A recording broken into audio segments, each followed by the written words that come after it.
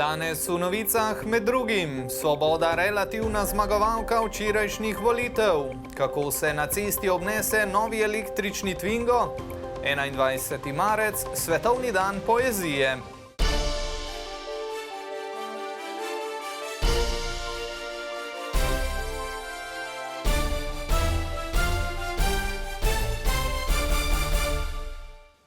Lep pozdrav! Včeraj so v Sloveniji potekale državnozborske volitve, ki se jih je po doslej preštetih 99,85% glasovih udeležilo dobrih 69% volilnih upravičencev, skoraj 10.600 glasovnic je bilo neveljavnih. V Državni zbor Republike Slovenije se je tako uspelo uvrstiti 7 strankam in 2 narodnostnima manjšinama. Relativna zmagovalka tokratnih volitev je stranka Gibanje Svoboda, ki je prejela 28,62% ali skoraj 333 tisoč glasov. Po neuradnih podatkih bo v novem sklicu parlamenta v klopeh tako sedelo 29 njihovih članov. Ni slučaj, da se v Sloveniji mandati ne ponavljajo prav pogosto. Slovenci smo zelo svobodomiselen narod. Zato pod svobodnim soncem ni samo slučajno ena od naših klasik, ampak želimo ohraniti svojo samostojnost, svojo suverenost, tudi na nivoju individualnega. Drugo mesto je s 27,95% ali nekaj več kot 325 tisoč glasovi zasedla Slovenska demokratska stranka, ki je tako zbrala 28 poslanskih sedežev. Slovenija si v tem trenutku zasluži stabilnost, dvomim, da jo bo dobila po teh rezultatih, ki se tako ali drugače nakazujejo, tudi ko bodo preverjeni in dokončni. Politična stabilnost je tudi predpogoj za gospodarsko stabilnost. Tudi tukaj bi potrebovali ustavno večino razuma za ustavno sidro, za dograditev volilnega sistema.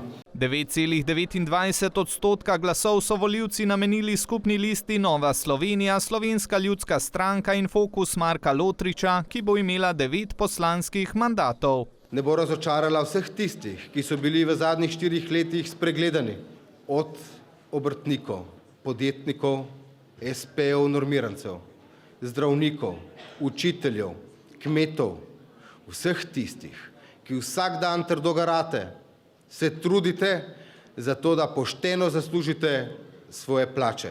Na 4. mesto so se po neuradnih izidih uvrstili Socialni demokrati, ki so zbrali 6,7% glasov, kar zadošča za 6 poslanskih mandatov. Glede na rezultate, ki so, da bomo mogli biti zdaj vsi predsedniki strank in vse stranke predvsem odgovorni za to zaradi državljank in državljanov, zaradi države in da ne bomo bili predvsem nekateri, da ne bodo nekateri zelo gledali samo na svojo stranko, bo treba gledati na državo kot celoto.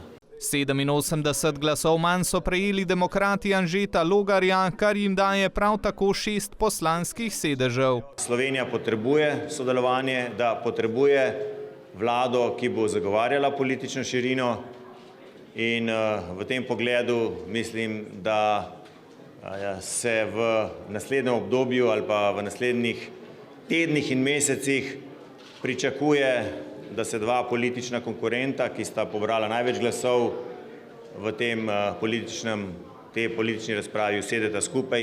Po 5 mandatov pa je na tokratnih volitvah pripadlo Združeni listi Levica in Vesna ter državljanskemu gibanju Resnica z dobrimi 5,5% glasov.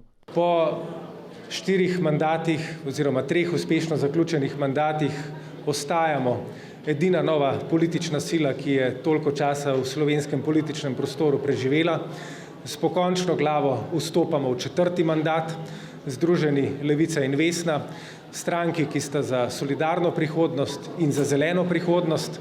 V 90-članskem državnem zboru sta 2 sedeža rezervirana za madžarsko in italijansko narodnostno manjšino.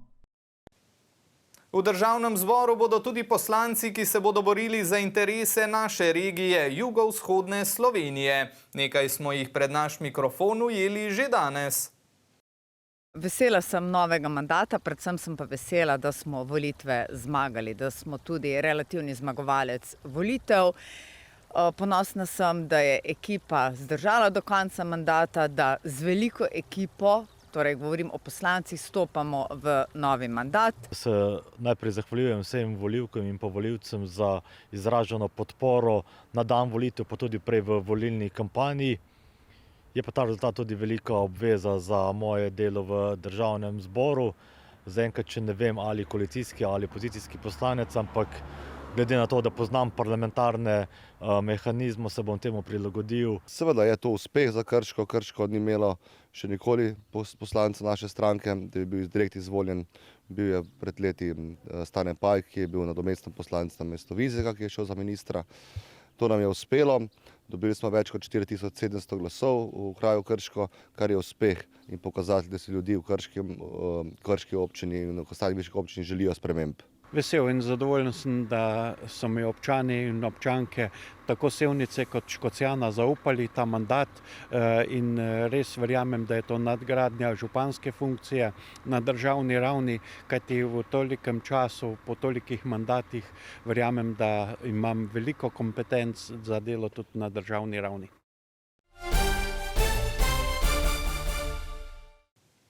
Nadaljujemo pa onkraj meje naše države. Pred dobrim tednom dni smo poročali, da so se na španski Ibici začela testiranja novega električnega Twinga, ki so ga letos začeli izdelovati v novomeškem Revozu. Poglejmo, kako se obnese na cesti, kakšne so izkušnje prvih voznikov.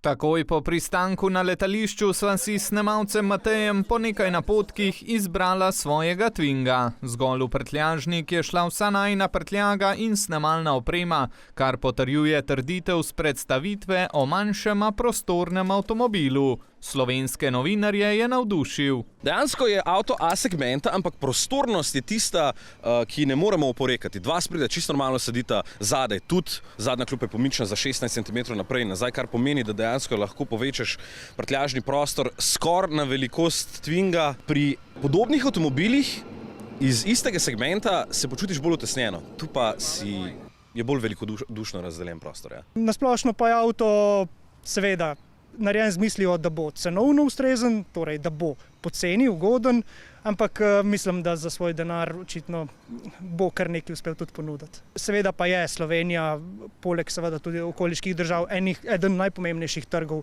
za Twinga. Kakšni pa so občutki v avtu med vožnjo? Takšen, kot je Twingov zunanji izgled, barvit, zabaven in igriv, takšna je tudi vožnja z njim. Kaj pa bi slovenski strokovnjaki izpostavili pri novem Twingu? Vozne lastnosti pa učinkovitost. Res, da smo se vozili v idealnih razmerah, kar se električnega pogona tiče temperaturno in tudi konfiguracija ceste, kjer se je dalo izkoriščati tudi ta rekuperacijski potencial, sistem pogona in tako naprej, ampak jaz mislim, da poraba 10,8 kWh na 100 km je kar dosežek. Avto je res odličen, ni pretiran. Zelo natančno se ga bo morali prodajati v tem smislu, da se ljudem razloži, zakam je ta avto namenjen. To ni, ne vem, avto, s katerim boste prekrižarali Evropo, razen če imate malo več časa, ampak zato, ker je za mesto, za primestne, tudi za kakšno 100-150 km vožnjo in nazaj, se bo vse dal speljati. Kaj pa se v teh dneh dogaja v Novem mestu? Revoz je pridobil vsa potrebna soglasja za serijsko proizvodnjo novega Twinga. Prvi kamioni so že krenili k prodajalcem po vsej Evropi. V Revozu povečujemo dnevne količine izdelanih avtomobilov.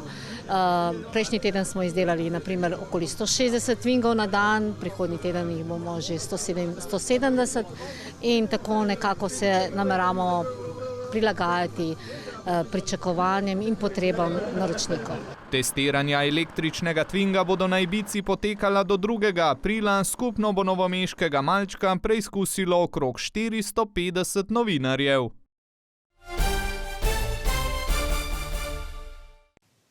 Za konec pa bomo obeležili še dva pomembna dneva. V vodarni Stopiče je potekal dan odprtih vrat, ki ga je Komunala Novo mesto s tamkajšnjim turističnim društvom drugič zapored izvedla ob svetovnem dnevu voda. Njegov letošnji slogan se glasi: voda in enakost spolov. V turističnem društvu Stopiče se zavedajo pomena izvira pitne vode, ki že več kot 120 let oskrbuje prebivalce desnega brega Krke, Novega mesta in naselja Podgorjanci vse tja do Šentjerneja. Tako so pripravili prireditev, s katero želimo ozaveščati predvsem mlade, pa tudi vse ostale, da je potrebno za našo naravo storiti kaj več, da moramo poskrbeti, da bodo tudi naši zanamci, naši otroci, naši vnuki imeli tako lepo naravo, kot jo imamo. Osnovnošolci so bili aktivno udeleženi vse dejavnosti tega dne. Ta dan mi je bil zelo, zelo všeč, še posebej, ko smo šli pogledati Kraško jamo, ko smo lahko ladjice spustili.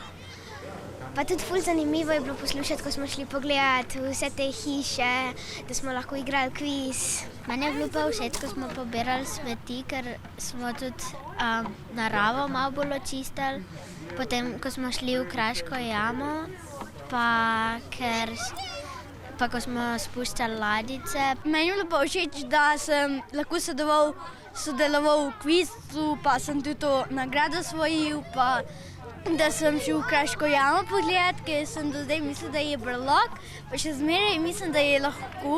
Za komunalo Novo mesto je ta vodni vir drugi največji v njenem upravljanju in deluje z izdatnostjo 70 litrov na sekundo. S hidravličnimi izboljšavami vode ni več potrebno prekuhavati. Za samo izgradnjo vodarne se ukvarjamo z zahtevnejšimi tehnologijami, ampak kakovost vode je pa bistveno boljša. Tudi jamarji in ribiči so se pridružili čiščenju okolice iz vira. Ni pa danes novejših smeti, pa ni, tako da smo zadovoljni z napredkom, pa tudi jama, ki jih očistimo, so potem veliko, veliko lepše. In vode, ki se pretakajo preko teh jam, pridejo tudi veliko čistejše k nam v vodotoke in na pipe.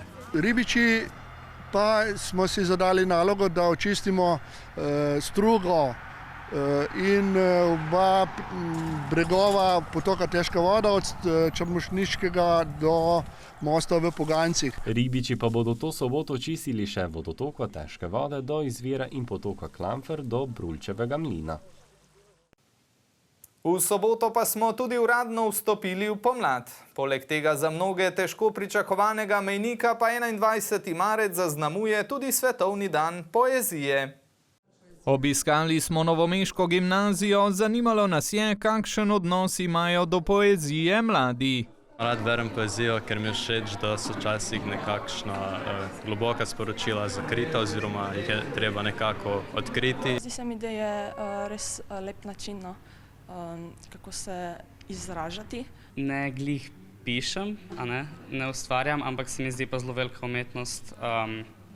Zelo lepo se mi zdi, kaj daj tako prebrati, kakšna taka lepa misel. Ja, meni v bistvu se zdi, da je poezija res nek čudovit način, da izražaš svoje čustva, da poveš nek svoj vidik, kako vidiš svet. Vedno si želim, da bi tudi dijaki vzljubili poezijo, številni jo vzljubijo, tudi sami ustvarjajo, pišejo. To potrjujejo tudi dijakinje, ki so stopile pred naš mikrofon.